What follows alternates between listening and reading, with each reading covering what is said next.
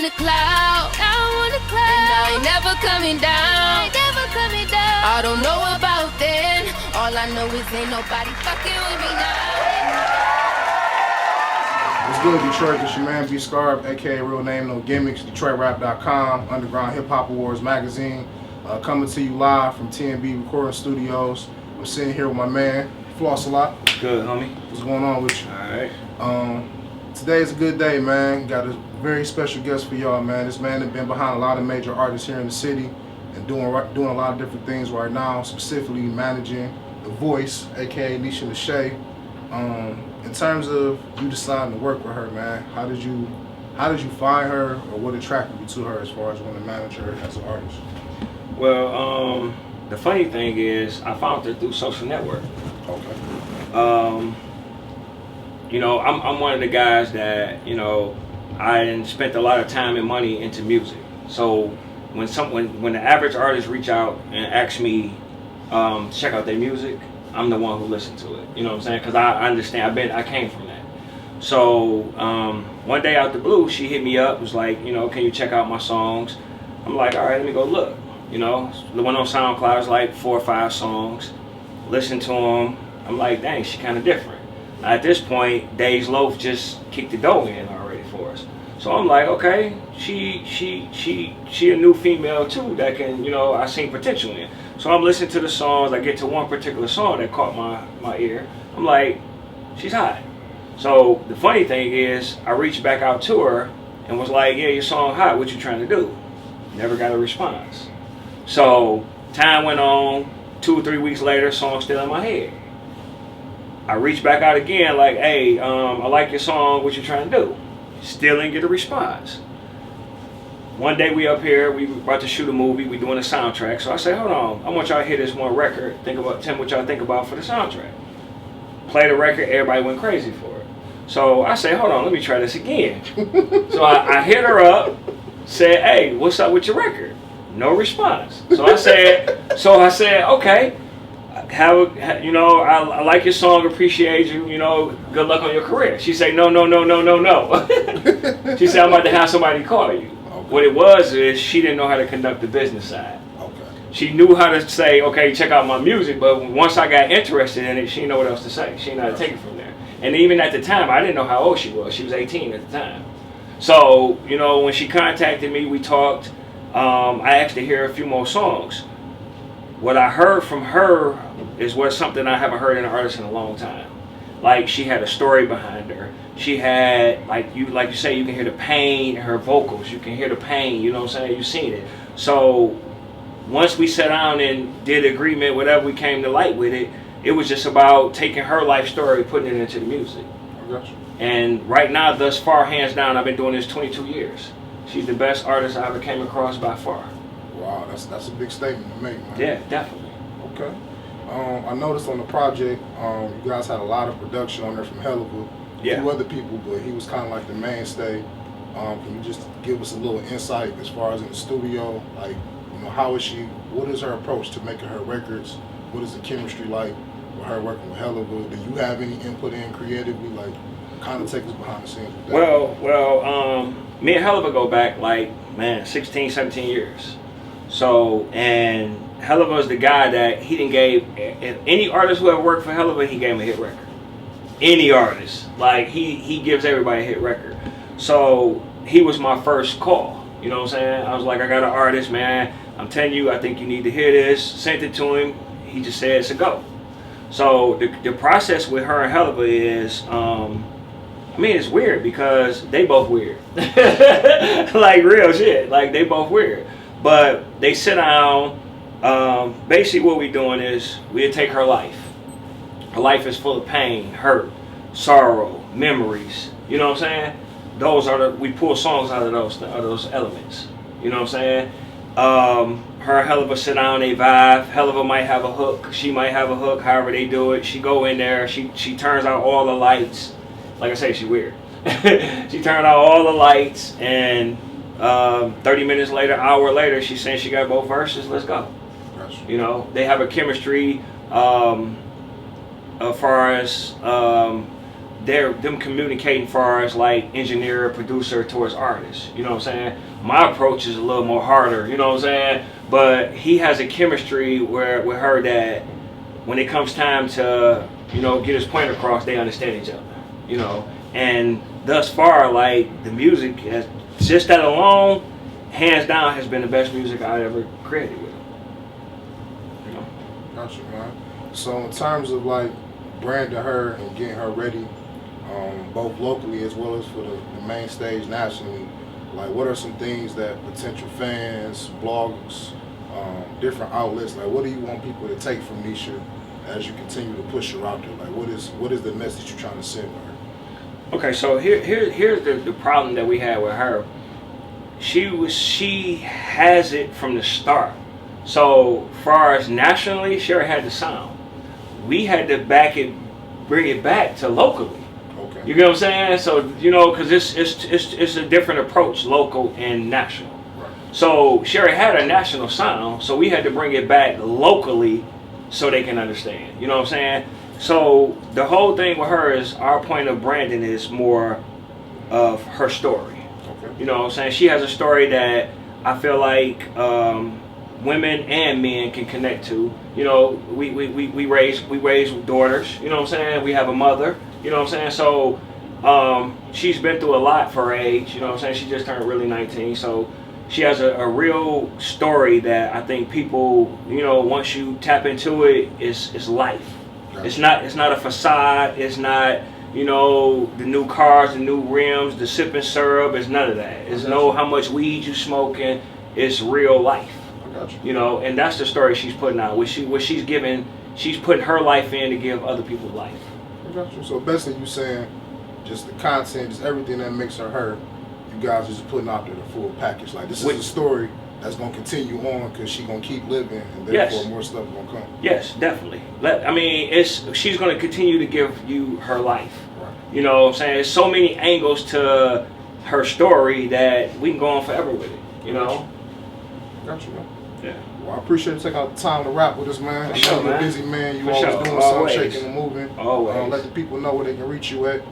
Floss-A-Lot won't see me unless it costs a lot. It's still saying. You can hit me on Twitter, Instagram, and Facebook under Floss-A-Lot. What's good, Detroit? It's your man, B. Scarber, aka Real Name No Gimmicks, coming to you live from TNB Recording Studios for Underground Hip Hop Awards magazine, aka Four Corner Special Edition. Today I got Miss Neisha Neshae sitting with me, aka The Voice. How you doing? I'm good. All right. Recently, you performed at our Underground Hip Hop Awards at St. Andrews. When you came out, the stage just lit up, the crowd went crazy. Yes. You took home the Best R&B Artist of the Year. Just to kind of take me through that moment, like how did you feel when you touched the stage and you started performing your record? That whole day was just the most, like the frenzy of that day was horrible. Like I was rushing to get ready. I didn't know whether or not I won an award, so I was just like really eager to know, and like it was just so much going on, and I was actually late, so they had already gave my award out to me, but I wasn't there to get it, so they re-gave me the award when I got there. So it was like reliving a moment that I wasn't there for, It was wonderful, seriously, like to relive something that people calling your phone like, you won an award, they was so turned up, but you wasn't here.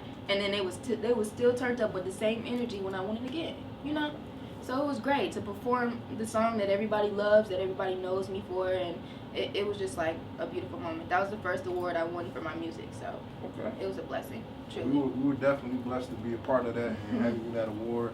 I know when we was talking on our way here with Floss, you was saying that you guys thought that you would have been up for a lot of different awards, and I was like, she was, but it's a lot of competition. Yeah, but, yeah. I think as far as like just champion female artists in the city, not only yourself did you win, DetroitRap won.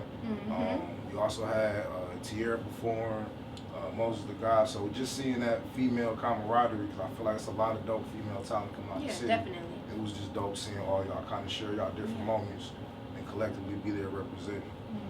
So, and getting familiar with you, I understand you're 19 years old? Yes. Okay.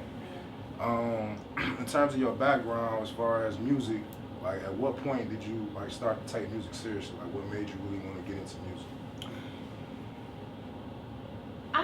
I was a basketball player before I started rapping. So what I took seriously before music was basketball. And when I realized that I didn't like getting my nails broken anymore and I didn't like the sweat and all that, I was like, okay, choir. I did choir and basketball at the same time, so it was like a half and half thing. So like, I have to say it was like my 9th grade year when I took it seriously. Now I was doing music before then, but it wasn't really like, you know what I'm saying? I was just thought I was just a female rapper. But then when I realized it was actually impacting people and making a difference in like how, you know what I'm saying, motivating people, I was like, yeah, I should actually do this, you know? Why not motivate people? Why not be an inspiration? Okay. So. And I understand, in terms of your music, like everything kind of really kicked off for you last year. Like you guys dropping records. Was one of the first records you had was Fuck You Mean? Was that one of the first records to come out? You had one before that? The first record was Don't Push Me. Okay. Yeah, that was the first one that was on the radio. That was the first record we pushed. And it was a good record. Like, everybody loved it, but it didn't have, like, that, you know, it just wasn't that record. It wasn't the one that would set Neisha Neshae for who she is and keep her moving forward. So we had to find something else. And On a Cloud just happened to be it. Okay. So in terms of that record, when you decided to record that record, like, where were you, I guess, personally, mentally, like, where did the energy and the passion come from for that record? Honestly, I think it came from the drink I was drinking when I recorded the song. Because I was drinking Hennessy. And when I went to the studio, I wasn't feeling like On a Cloud. I wasn't feeling, I don't know. I didn't know what song I expected to do. I didn't know what the vibe would be. But when I started drinking the Hennessy, it was like something touched me. It was like, I was just like, oh God, I'm just amazing. I have to tell people how wonderful I am and the things that I've overcame and what it makes me feel like. So that Hennessy was like, talk, girl, talk, you know? So my vibe was just, the Hennessy changed my vibe. I went in there with a whole different mindset than what it came out to be. Okay. So in terms of like the records you released prior to On the Cloud, did you feel like something was missing? Like, was those records resonate the way you wanted to, or you just felt like, you know what, with this record, we're gonna make it happen. We're gonna put all the eggs in one basket. We're just gonna shoot for the moon for this one? Well, I knew that there would be records that were better than On a Cloud, and that's what I wanted. I wanted to give them just like a taste of what I got. I knew On a Cloud wasn't it, but I knew it was it for them to be like, give me more. Okay. You know? Yeah, definitely. Because I have some records that people have heard and haven't heard that just like blow them away, and they're like, oh, On a Cloud, like, we're not heard on it. Oh man, like, I have, like, it's a record called Good Girls Bad Girls. I don't know if you heard it before. That's my exclusive record. Nobody's heard that. It's definitely a dope record. Like, yeah, so I can't just set it on a Cloud. There's way more better things to come. All right, and I understand you are from Ipsy? Yes, Southside. Okay.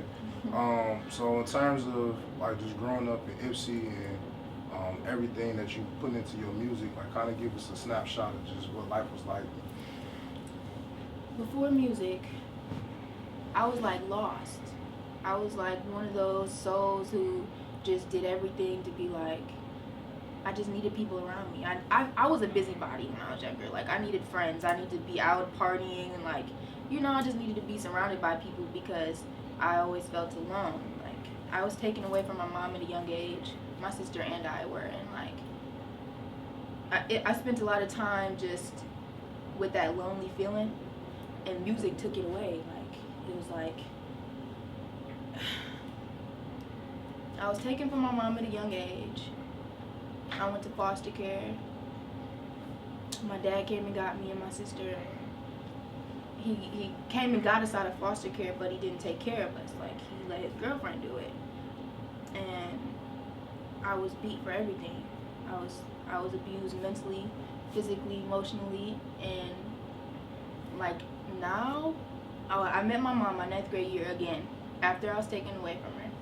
I met her at the mall, and that was my first time seeing her since I was a baby. And I spent 2 years getting to know her to my 11th grade year, and Valentine's night I lost her. She OD'd, and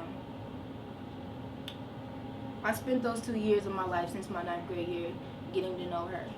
You know, I was rebellious. My aunt raised me. But when I met my mom, I was like, shoot, you want me to stay in the house? You don't want me to go see my mom? I can't go get her food. I can't go chill at her crib. Oh, you lied. And then you like, I have to miss school and do all this rebellious stuff, and it makes me look so wrong to not do all the things I'm supposed to be doing as a teenager, but I'm trying to get to know my mom. Correct. I will never regret that, you know? Well, you only get those certain moments you can't get back. You're so absolutely obviously, right. like, missing your mom for a good deal of your life, you know, her probably missing some recitals in there, missing some basketball games in there, you know, having that special time, you needed that. And especially considering nobody knew her untimely passing would happen, you know, it's pressure that you got that time in. Definitely. So when you think about your fans and the people that support you, what's the message you want to send to your fans? Because I'm pretty sure you get a lot of different responses on social media, people that's flocking to your music, and with you sharing your story and your background. Are you trying to be a messenger for those kids that come from that same background? Definitely. Are you trying to be a messenger for all? Like, what do you see yourself as far as like what you want fans to get from you in terms of your music? Well, I want to be a motivation and an inspiration. I don't want to just be, oh, well, I see that she got through it. That's it. I want to be like, oh, she got through it, I can too type motivation. Like, I need the girls and the guys to know, because it's not just a one, like just females go through it or just guys go through it. Like, everybody goes through this type of stuff, and it happens differently. And like, if you just get through it and like you keep going, things like my life happened. You know what I'm saying? Like, if I would have gave up before I met my mom, like when I was being abused and then when she passed away, if I would have gave up then and not gave my life to this year that I've had so far and all the accomplishments, like all the things I've accomplished, like I would regret it, you know? So I don't regret the 2 years I spent getting to know her, and I don't regret like this past year. I don't regret anything. Like I just cherish every moment. So to cherish things, keep going, follow your dream, find whatever you are good at, and just do it with a capital DOIT. You know, do it. Like, just do it, and do it at the best of your ability, because I am like super blessed to have Floss. I'm super blessed to have TMB Music Group. I'm just blessed to have all the people I have around me, because it's easy to surround yourself with people that you think can be good friends, but to surround yourself with people and trust them with your dreams, it's a whole different situation. So kind of the first time you met Floss, I understand, was through social media. Yeah. And he was, you know, on there. You sent him your record. Like, what was that experience like, trying to get his attention, you know, all the way up until the first time you met him, and you know, eventually you guys started doing business together. Like, what was that process like? It's like waiting on a callback for a job. You know how long they take? You'll fill out a job application, they call you back 2 weeks later, like, oh yeah, and I'll call you in a week and let you know it's really good. Like, that's how it felt. Like, I knew he was pondering on whether or not I was taking my dream seriously. I knew that's what it was, because it's like, I was young. I think I was either 17, about to turn 18, or 18, just turned 18. So I knew he was like, I don't know, I don't really want to mess with somebody who's not going to take anything seriously. But I was persistent. Like, I think I emailed him a good 4 or 5 times. Like, did you listen to it? Like, are you going to get back with me? And then he did, and like, just our whole journey, it just feels like it's been many years, and it's only been like, it hasn't even been a whole year. Let me tell you, it's been like 11, 10 months, and it feels like it's been a whole year. Like, everything's been a blessing. Like, shout out to TMB Music Group. We're in the building, about to take over the summertime, because we already took the winter over. Talking tough, Mom. Yeah, I'm blessed though. I'm really excited for everything that's going on. Like, to all my fans, like, everything that happens, it's an excitement to them as well as a surprise, but it is to me too. Like, you know, I expect things to happen and I expect things to be great, but just the way that they unfold is like so unexpected, and everything is just a blessing. Okay. Now, you just recently dropped a new project with The Game's Been Missing. Yeah. Great project, by the way. Had a chance to listen to it from front to back. Thank you. I feel like yourself, as an artist, as well as Helliver, who's like kind of like the main producer on there, you guys did a good balance of national appeal and local appeal with some of the records. Was that kind of done on purpose, or that kind of happened organically? I think it happened organically. Like,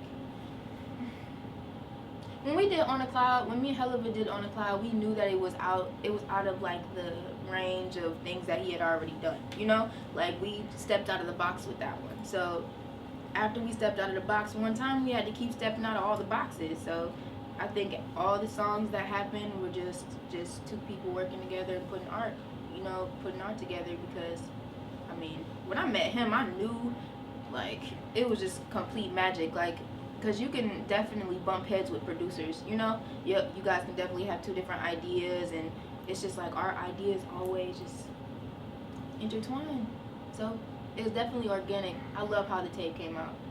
People say it wasn't enough R&B to the trap on there, but it was more of a street mixtape. The next mixtape that I have coming out, though, it'll probably be called The Best of Both Worlds. Okay. And it'll have 5 R&B, 5 trap. Okay. And it'll probably be more personal. This one wasn't too personal. It was more like, what's up, it's your girl Neisha Neshae, check my music out type thing. So for you, what's your favorite record on the project? Like, what's the record that you enjoy recording the most, or what's the record, like, if you have to listen to your own music, what record do you like the most on the project? Probably Hood Love. Okay. Yeah, that was produced by Jay West. I had actually recorded it way before I think I met Helliver. Okay. So yeah, that's definitely my favorite. It's one of my more personal songs as well. I don't know if you heard it. Yeah, I heard it. Some of the messages you were talking about, you weren't gonna leave people behind. That's been there with you. Yeah, I never will. I never forget people, like, especially when they have an impact on me. Like, I'll never forget you guys. Seriously, like, I have a thing with remembering people and appreciating people, and just, I cherish every moment that I have with everything that I have going on. Now, I've seen some of your other interviews, and I've heard different comments. A lot of people like to compare you. I know sometimes artists, there's pros and cons with that. Yeah. So I've been seeing a lot of comparisons between you and Dej. In my opinion, I feel like initially when I hear you on the record, when you start singing a little bit tone-wise, as the song go on, you definitely kind of take it and go a whole different direction with what you're doing. So it's not like a mainstay for me as far as when I'm listening to your music. But how do you feel about that comparison, or just being compared in general? Is that something you welcome? Is that something you like, no, I'm trying to carve my lane out? Like, how do you deal with that comparison? Well, I'm definitely trying to carve my own lane. I definitely feel like I do carve it. I think everybody feels like they don't sound like anyone. So that's my first thing. I always feel like I don't sound like anybody else. But I welcome it, because regardless of the comparison, she still has her own, like, legendary status for herself. You know what I'm saying? So to be compared to somebody with such a high, you know what I'm saying, persona, I'll take that. Compare me if you want to. But make sure you listen to me for real and then see my difference in her, you know? I appreciate her, though, and like a couple months after I dropped On a Cloud, she reposted it on her SoundCloud. Okay. So, I mean, I know she sees me and I see her. Hopefully we can work in the future. That'd definitely be dope. I also get compared to Rihanna. Okay. But I love that comparison, because I would like to do a song with her too. No, I keep saying my name, please. I just need the world to hear it. I heard that a little bit in the beginning of the campaign when y'all was dropping On the Cloud, like, some people was confused. Yeah. They thought it was her record. So even during that time, there was a slight confusion. It didn't hurt to have some of that, them fans kind of trickle over. Yeah, that's true. Pat the stats a little bit. Yeah. I like how you put that. In terms of, like, what's next for you, I know you've been touring, going out of state, hitting the road a little bit. I know you opened up for Dickie Simmons. Yeah, that was cool. You recently did the Water for Flint performance with Timbaland. Like, what has those experiences been like, starting to brush shoulders and kind of rub shoulders with some industry people and just doing different things? Like, are you taking it in, or is it happening so fast you can't take it in, or have you been taking time to kind of live in the moment as these things are happening? I think I'm still learning to embrace things fully. Like, I can embrace things, don't get me wrong, but to be able to, like, fully just give me all of that, I think I'm still learning to do it, because I'm not used to everything that's going on. Like, I feel when I met Diggy and Young Dolph and stuff like that, like, it really did open, you know, I felt the energy from them and all that, but it's like, I want that time in the studio to sit down with them. I want that the musicality. I want to connect like that because it's hard to connect with somebody when you just stand next to them like cheese and then keep it moving. You know, like I need time to chop it up. I think it was a couple days ago, I did a show to race for Flint and stuff with Timbaland, and we're supposed to be bringing them back March 4th at the same place. That's gonna be super dope because I think the way to make a difference in the movement is to bring people here. Right. So, I mean, to meet all these new people and just be noticed and like, oh my gosh, all I can say is it's a blessing. I've never been so happy in my life. Okay. Yeah. I hear you in the studio cataloging daily. Yeah. Can you kind of tell us about your process as far as like when you writing your music? Like, I understand you like to record in the dark. Yes. Like you got to have all the lights off. Everybody get out. Yeah. Let me vent. Let me vibe. Like, why is that your kind of your makeup? Like, why do you feel like you have to make music like that? In the dark. I don't know what the dark thing is. I don't know what the light thing is. I think it's more of like just a zone type thing because when you close your eyes it's dark, I guess. I don't know. I don't have really an answer for that one, but I mean, as far as writing a song goes, I really do like to vibe out. I like it to be peaceful in the studio. I can't stand just all chaos and just people and like all that stuff is just keep calm. I think the studio is a place where you're supposed to, you know what I'm saying, find the inner you and release your art. So when there's a lot going on, you can't really do that. You can't connect with yourself. You can't connect with what you have going on. So, I mean, I love writing music. I prefer to write in the studio. I prefer to sit down and write there rather than write. I do write at home, but I prefer to write in the studio. I write in my phone. Sometimes I write in notebooks, but those always end up getting balled up and like tossed somewhere. Okay. So the phone is easier. So you're not doing your Jay-Z, just going in there and it just all flow out. You actually putting pen to pad and just typing. Yeah, I'm not really a freestyle type shawty, but I think if I did learn how to, I would be the coldest in the game here. Don't let me learn to freestyle out here, okay? Because you would be comparing me to I don't know who else. So we were talking about your process in the studio, cutting off the lights and being dark, putting everybody out, not liking a lot of frantic going on. In terms of the artists, I feel like there's a couple different movements happening. You got a young teenager movement with you, Lil George, M City, Pablo, and then, like I said, it's a female movement going on. So you got you, DetroitRap, Dej Love, Cash Doll. Like, where do you feel is your role in kind of like that young, new talent movement and just the female movement that's going on in the city? Like, where do you feel? Like, do you feel like you're at the front of the pack? You feel like you're in the class by yourself? Like, where do you feel in relation to your peers this year? That's a good, deep question. Like, where do I place myself? It's easy to say that I'm at like the head of the pack, but then it's easy to say that I'm like nowhere near any of all that, and I'm just beyond all of it. Like, I think that every artist somehow is teaching their fans to do something. You know what I'm saying? They're all portraying something that they feel like their fans should be doing. And I don't want to teach any of my fans like shake that ass, you know what I'm saying? None of that shit. I want to teach them like prosperity, to grow, to move forward, to grind, to get money, to get a job, you know what I'm saying? Just stuff like that. Because as far as I'm concerned, these kids look at these artists like they are like idols. Like, okay, whatever you do, you want to hop off a bridge in a thong, I'm gonna go do it type of stuff. Like, fans take their artists seriously. So I'm gonna separate myself. I'm not even at the front of because if they're a pack, I'm by myself. You feel me? Like, I don't want to be at the front of any of that. I just want to stand out. You know, I want to be different than everybody. I want my message that I portray is definitely different. My story is different. You know. Okay. So my last question for you, in 15 seconds or less.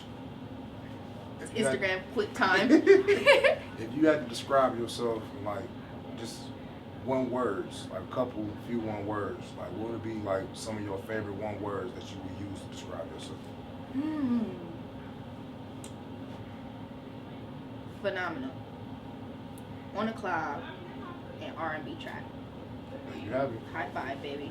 I'm rocking with it. All right, so let the people know where they can get at you on social media, your web, all your quick hits. You guys can follow me on Instagram and Twitter at Neisha Neshae. That's NeishaNeshae. And make sure as soon as you get the chance to, you download my first project. It's available on Spinrilla, Live Mixtapes, Dat Piff, and my mixtapes. I love y'all. And it's your man B Scarber, aka Real Name No Gimmicks, signing out. There's been another Four Corner Special Edition, Underground Hip Hop Magazine, coming to you soon. Signing out. When my shawty's got the loud, yeah. My other shawty got the surf. I'ma be hanging from the cloud. Now that I'm a top, she wanna see me down. Nah, no, I'm from the south.